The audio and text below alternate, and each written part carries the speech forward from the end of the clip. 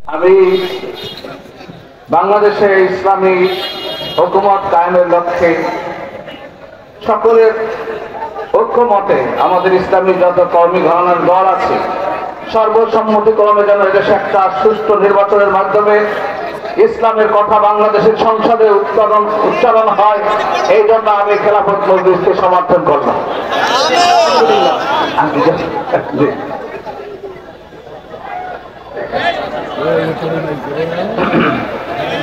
ইন্নাল হামদুলিল্লাহ ওয়াসসালাতু ওয়াসসালামু আলা রাসূলিল্লাহ আম্মা বা'দ ফাআউযু বিল্লাহি মিনাশ শাইতানির রাজীম বিসমিল্লাহির রাহমানির রহিম জাহিদিল কুফার ওয়াল মুনাফিকিনা ওয়াগলুল আলাইহিম ওয়া মাওয়াহুম জাহান্নাম ওয়া বি'সাল মাসীর সাদাকাল্লাহুল আযীম।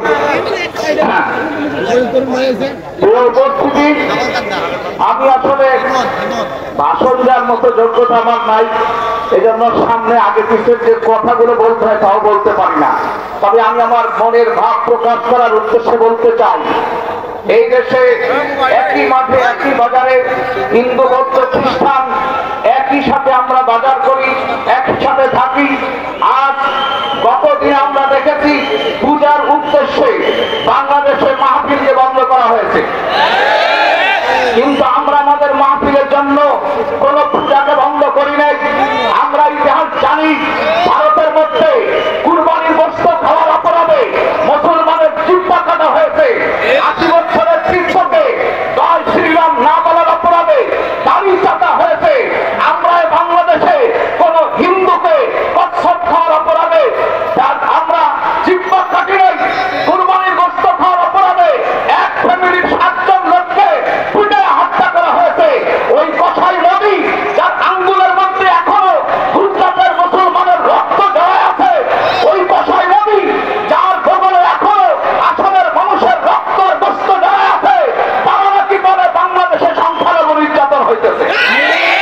আমি এই 1 মাসের মধ্যে ভোলা থেকে নিয়ে এই বৃহত্তর ফরিদপুরের প্রত্যেক ডিস্ট্রিক্টে প্রত্যেক জায়গায় জিজ্ঞাসা করেছি, বলেন আমাদের এই জায়গায় কোথাও কোনো সংখ্যালঘু নির্যাতন হয়েছে? কেউ বলতে পারে না সংখ্যালঘু নির্যাতন হয়েছে। কিন্তু এরপরেও এই চিন্ময় কুমার বিশ্বদাস বাংলাদেশকে অশান্ত করার জন্য, ভারতের দালালি করার জন্য যেই সন্ত্রাসী সংগঠন এই ইসকনের পক্ষ থেকে বাংলাদেশের এই পরিস্থিতিকে অশান্ত করার জন্য, ভারতকে আগ্রাসী করার জন্য চেষ্টা করতেছে। আমরা সাবধানে বলে দিলাম, এদেশে হিন্দু থাকবে, বৌদ্ধ থাকবে, খ্রিস্টান থাকবে, হিন্দুর পূজা চলবে, খ্রিস্টানের আর্চনা চলবে, আমরা কাউকে বাধা দেই নাই, সামনে দেব না। কিন্তু যদি কেউ এই দেশকে ছিনিমিনি খেলতে চায়, জিহ্বা টেনে ছেড়ে ফেলা হবে।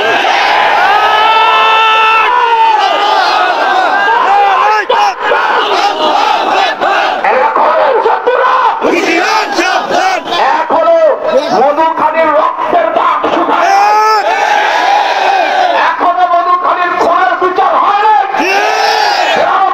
মুসলমানের দেশে এই দেশের মুসলমানকে পরে হত্যা করার জন্য পেট্রোল নিয়ে আসে, এত বড় শক্তি আর সাহস এদেশের হিন্দুরা কোথায় পাইল? অতএব আবার রামদাস চাপাতি নিয়া মন্দির থেকে মিছিল করে এই স্পর্ধা কে দিয়েছে তোদেরকে?